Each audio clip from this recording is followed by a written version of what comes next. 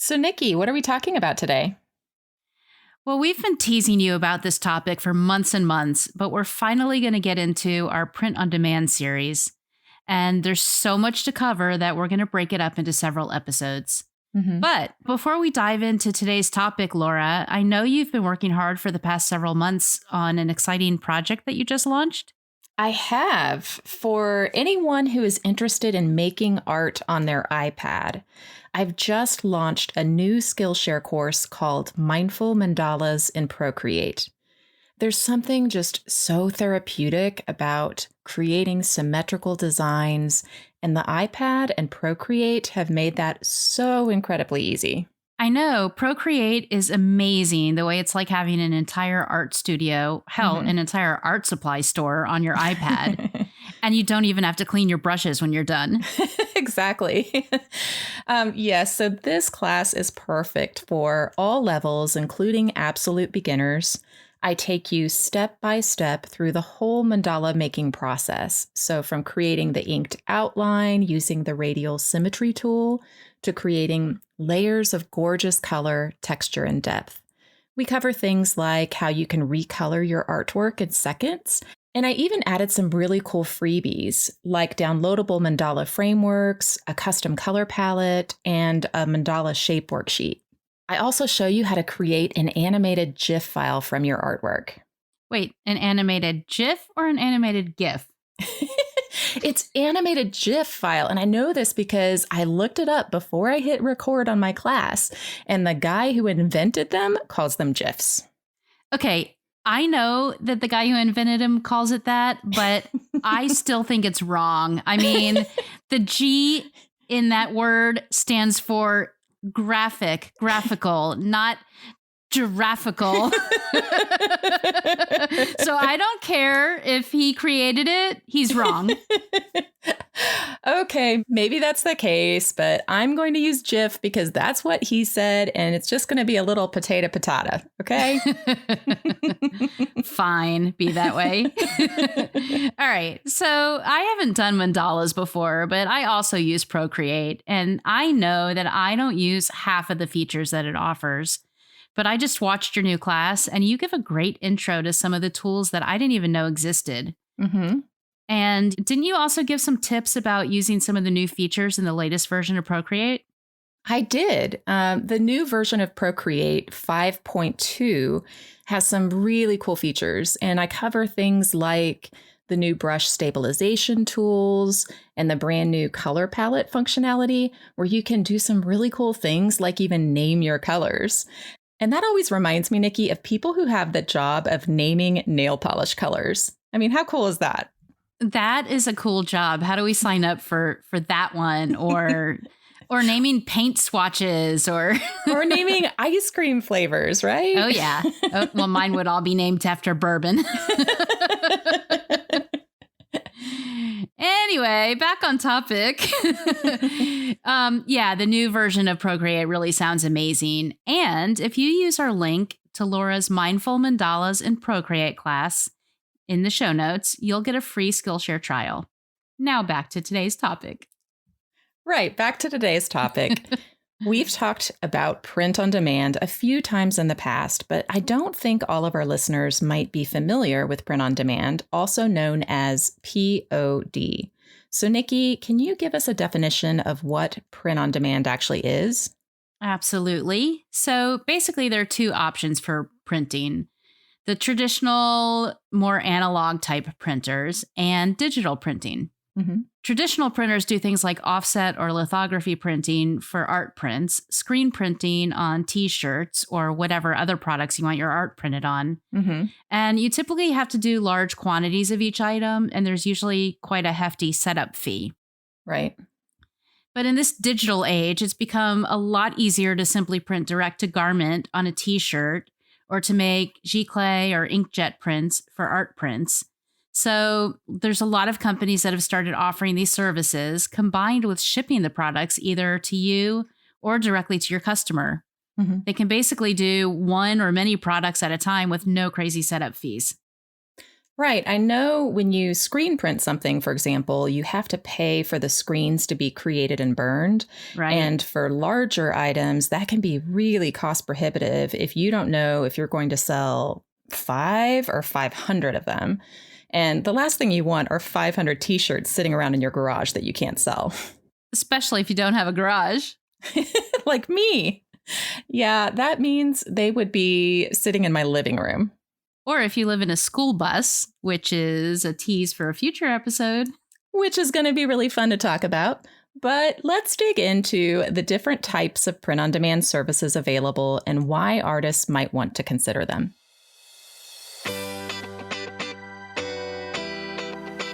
Hi, this is Laura Lee Griffin. And this is Nikki May with the Startist Society, inspiring you to stop getting in your own way and start building an art biz and life that you love.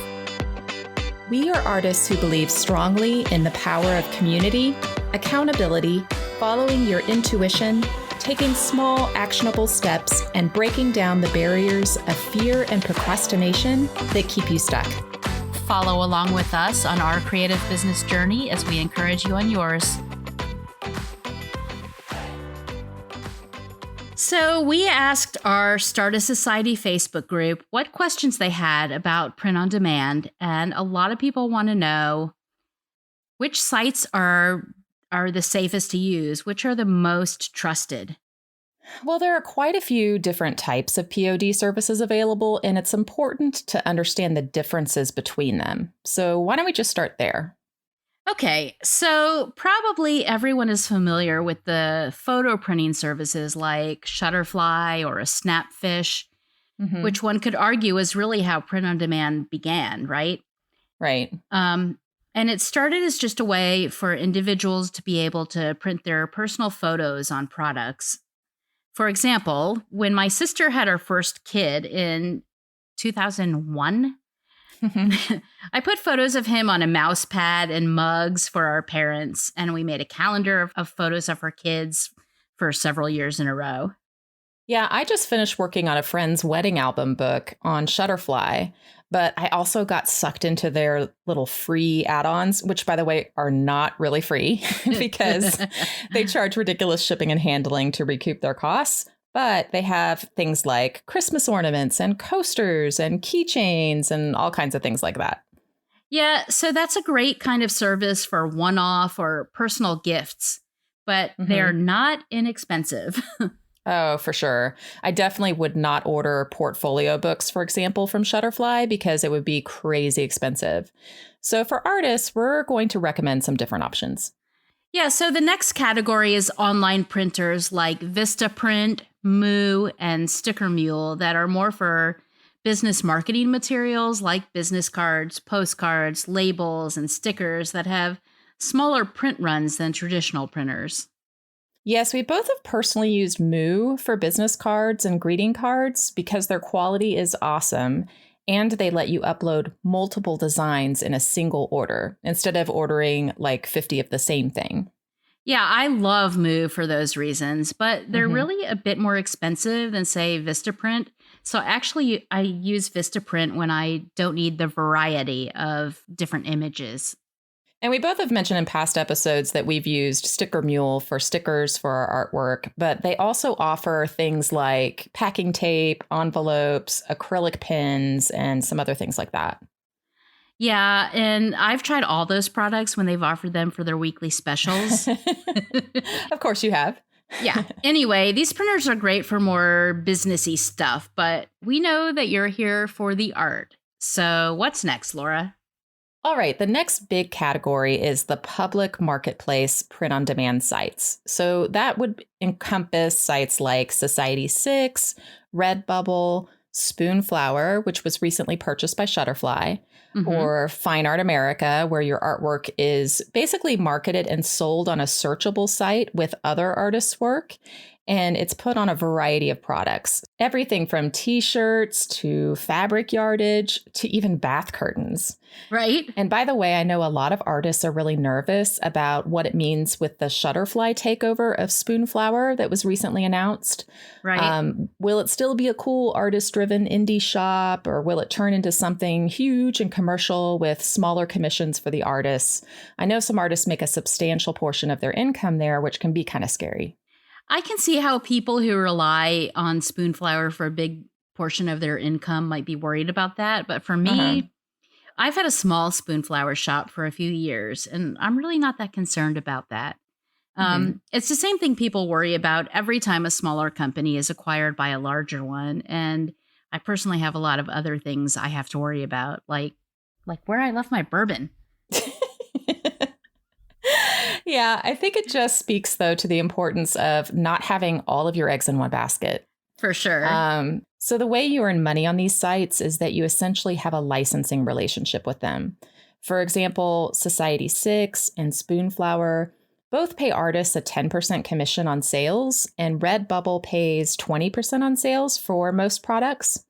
And then there are some products that you can set your own markup on. And Society 6 also offers the ability for you to earn, I think it's another 10% if you sign up for their affiliate program. Yeah, it is. Yeah, and then you just direct people to your shop through a special affiliate tracked link that you can put on your website or your social media or wherever. So these types of sites are really a great way to dip your toes into print on demand. You don't need to have your own website, and they have really great search engines built in to help people find your work. Now, most of these big ones are pretty saturated in, what year are we? 2021, coming into 2022. Right. So it's not as easy to be found on them as it once was, but they have pretty good product tagging and naming. So it's still possible to be found on those. Yeah, it can feel like it's easy to get lost in the shuffle on these big sites. Totally. But in the meantime, if you're just wanting to get started with print on demand and you're a bit intimidated, these marketplaces are a great way to offer products quickly and easily. You can still market them to your own audience and point them to your Society 6 or Spoonflower shop. And you simply shouldn't rely on them to be accidentally found on these platforms. Yeah, if you happen to have an email newsletter and you've uploaded some recent designs, that might be a great place to tell your followers about them and to direct them to those shops, especially if you have that affiliate link we just mentioned. Yeah. So let's talk about pros and cons of these big marketplaces. The first pro that I can think of is what we've already mentioned. It's a super low barrier to entry. It's really easy to start and set up your own shop, and you don't need to set up or manage all the technical aspects. They've got that figured out for you. Oh, yeah, it definitely lowers the intimidation factor. The other pro that actually exists for all of print on demand sites is shipping. And when I say shipping, I mean the fact that you don't have to do it. Amen, sister. I am not a fan of shipping, so the fact that the most significant effort I need to put out is to create the artwork and upload it is awesome. Another pro for this solution is that when something goes wrong with an order, the customer will contact Society 6 and not you to get the issue resolved. And this can save a lot of time and frustration on your end.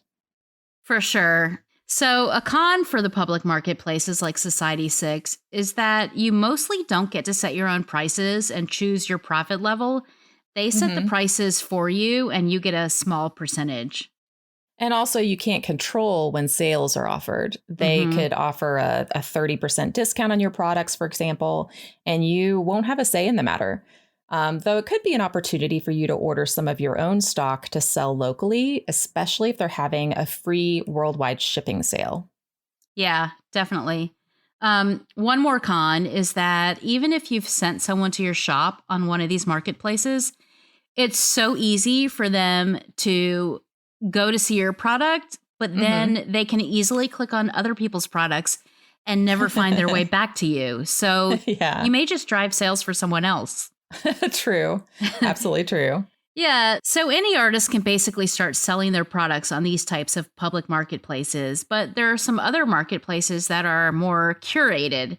And when Hmm. I say curated, I mean that either you apply and they accept you, or they seek out artists and approach you to join their marketplace. Yeah, some examples of this would be Casetify for phone cases, Thoughtful for greeting cards, and another great marketplace that is fairly new is one called Mixtiles. And when more established sites like Society6 feel overcrowded, it's great to get in on the front end of another service because you never know if they'll become the next big thing or the next Society6. Mixtiles is definitely one to try to get in on now. Yeah, so Mixtiles actually started years ago as more of a Shutterfly type service where they had Hmm. an app and you could just upload your own photos from your phone or computer and have them printed on these really simple foam core tiles that you could hang with removable tape. I Hmm. actually ordered a bunch of my drawings printed on them back in 2016 just to hang myself. Cool. But a few months ago, Laura, you heard that they were launching their new print on demand platform called Mixtiles Art and that they were accepting submissions. Yeah, we both reached out to them back, I think it was in May of this year through Hmm. their website. And they requested our Instagram handles or our website so they could forward to their art team for review and said they would reach out if they thought it was a good fit. And we didn't hear anything for a while.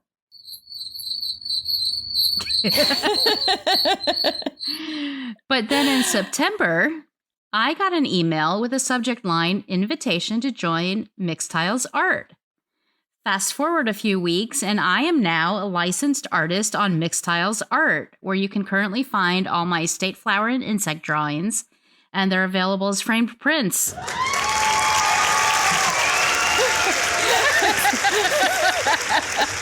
Thank you, thank you, thank you. Anyway, so Mixtiles works the same way as the other marketplaces, where you get a set percentage for each item sold. Nikki, that's amazing. We'll definitely put a link to your shop in the show notes so that everyone can check it out. Thanks. And your email from them is surely coming soon. Perhaps, but I'm all about community over competition. And the important part of this story is that we put ourselves out there. And even if I don't hear back from this company, I feel a little bit more comfortable reaching out to the next one. Oh, totally. Yeah, and I've submitted to quite a few other companies that offer this type of service and ones that I think are more saturated and never heard back from. So this one being newer, I think really worked in my favor. Yeah, yeah. Definitely good timing. Yeah. So, as for pros and cons, I think for this type of curated public marketplace, they're mostly the same. Right. One pro is that since they aren't open to everyone, there's less competition for eyes on your products. So it might be easier for people to find your work. Hmm. A con is the opposite side of that, which is the barrier of entry since it isn't open to everyone. Yeah, definitely. So there's one other category of print on demand sites we wanted to mention, and we're going to go into more detail in future episodes about it, but that is print on demand services that you can add to your own website or your Etsy shop. So some examples are Printify, Printful, Guten, and Art of Wear, just to name a few. Yeah, we talked about this in a few episodes about selling for the holidays and creating calendars. So Hmm. we're not going to go much into detail about this today because we're going to do an entire episode about creating products and integrating them with a few of the more popular e-commerce website platforms. Right. So, the pros to having your print on demand products on your own website are that you can set the prices however you want to allow for a larger profit margin. Essentially, they set the base cost for each product, and then you get to choose the markup that you want on top of that. Mm-hmm. You can control the timing and the amount of your sales. You're essentially driving traffic to your own website and can customize that customer experience when people arrive there so that it matches your brand. Mm-hmm. And you can also be like the sole person. Only your products would be available on your website potentially. So they're not being drawn to a website that has 1,000 other artists on it, right? Right, right. Now, the con to having it on your own website is that you're responsible for setting up all the tech. Mm, connecting it to your website, dealing with tech issues when things go wrong. right. There's some complexity about setting up shipping costs, especially if you offer products from multiple POD companies or are selling and shipping from your own studio as well. Yeah, this can be expensive for your customer too. If you need to pay shipping based on products coming from multiple print on demand companies, that all adds up. Yeah, and we will definitely address that issue when we do the episode on setting it up on your own website. Right. Also, although you need to market your work no matter what solution you choose, if you're selling on your own site, you won't make any sales at all if you don't do your own marketing. True. You might accidentally make some sales from Mhm. Spoonflower and Society 6 just because people are on those platforms anyway. But if you Right. don't let people know that your store exists when it's all on your platform, you're not going to get any sales at all, right? Yeah, true. And the other thing is that you have to be customer support for issues with products as opposed to the Mhm. company managing those customer emails. Yeah, they're not going to go to Printful or Printify. They're going to come to you and say, my product didn't print right or something Right. arrived broken or like whatever. Yeah. Mm-hmm. But Nikki, in your experience, when something's gone wrong with an order from your website, it gets something arrives broken or misprinted. Were those companies like Printful, Printify, Guten, are they responsive to you? And how did you get that issue resolved? Oh, yeah. I said it was a con that you have to do your own customer support. But anytime I've had an issue with a product or shipping, which really has been very rare, each Hmm. of these companies was immediately responsive and replaced the item very quickly. That's really good to hear. Yeah. Now, when the issue happened, did they require like a photo of the damage? And did any of those items need to be returned to them? So they always require a photo, but they've Hmm. never required that the product be shipped back. And they've always just, when they have to do a reprint, it's Hmm. always faster than the original one because they want to make sure that they're providing really good customer service. Oh, that's great. Hmm. Now that we've talked about the types of print on demand available, let's answer a few questions from our Startist Society community about print on demand itself. First up, people want to know, where do I start? That's always the question, isn't it? It So, as is. I mentioned briefly in the beginning, the print on demand marketplaces like Society 6 and Spoonflower are a great way to start with minimal effort. Yeah, if you can start an Instagram account and upload your photos, you can get on Society 6. Right? We'll talk more about workflows, file preparation, organization, etc. in a future episode. But Nikki, another question that came up is what products sell and which products should be avoided? So, I believe that what products sell depends really on who your audience is and what they're used to seeing from you. Hmm. Um, I imagine there's an audience for each of the products that a POD site offers, or they wouldn't keep offering them, you know? Right. It's more about knowing your own customer and figuring out how to market to the type of customer that you want to have. And knowing your brand story. If I'm someone who creates fine art, I might not want to sell a baseball cap with my art on it. You will never see me sell a baseball cap with my art on it. But it's okay if there are people out there selling art with baseball caps. That's totally fine. There's absolutely a market for it. It's just not mine.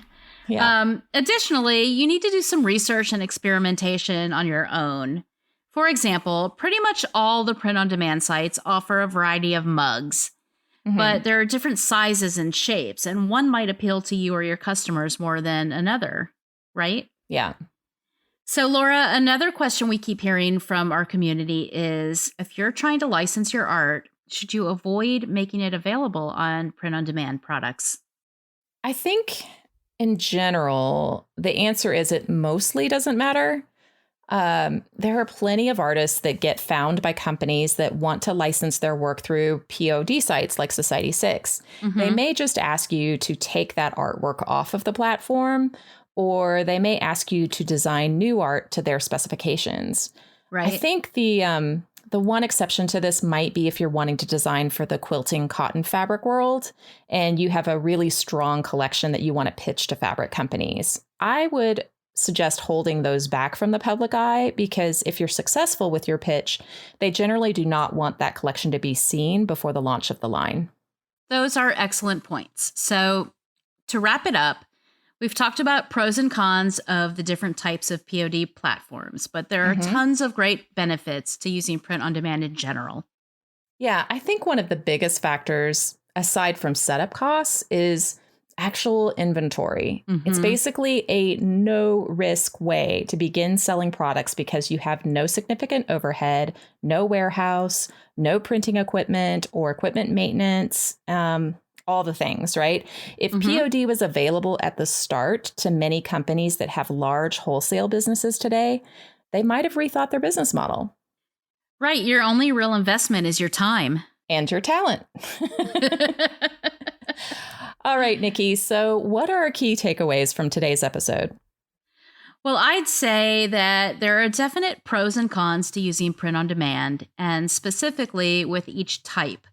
But print on demand is a great way to get started with selling your art on many different types of products. And speaking of types of products, you've recently launched one yourself, right, Nikki? I have. In fact, we had an entire episode about the product I just launched, calendars. And if you haven't listened to that episode, go back and listen to episode 44, all about designing and selling calendars, where Laura interviewed me about my process. Yes, and you sell your calendars through print on demand on your own website, right? I do, and you can find all the details and purchase one at nikkimay.com/calendar. They are big, beautiful, colorful images of my state flowers and insect drawings with really nice sized boxes to write all your appointments in. I can attest to the fact that they are beautiful, and I love that they're functional too. Not only can you use them for writing your appointments in, but you can cut them down and create frameable prints from them, right? Yeah, definitely. I've had customers buy a calendar and then make a gorgeous gallery wall of 12 prints at the end of the year. The calendar and the prints all make great holiday gifts, and you should probably buy one for everyone you know. But what a great deal that is for the cost of a single print, right? You can get a wall of prints basically for the cost of one. Okay, now it's your turn. If you have any questions for us or have any experience with print on demand that you'd like to share, please let us know in the Startist Society Facebook group or on Instagram at Startist Society. And for today's Startist Society show notes and links to today's resources, go to startistsociety.com/print-on-demand. If you've enjoyed today's episode, we'd love for you to leave us a 5-star rating and review. Reviews help us reach more Startists like you and keep us inspired to continue creating new episodes. Thanks for listening, and we'll see you next week.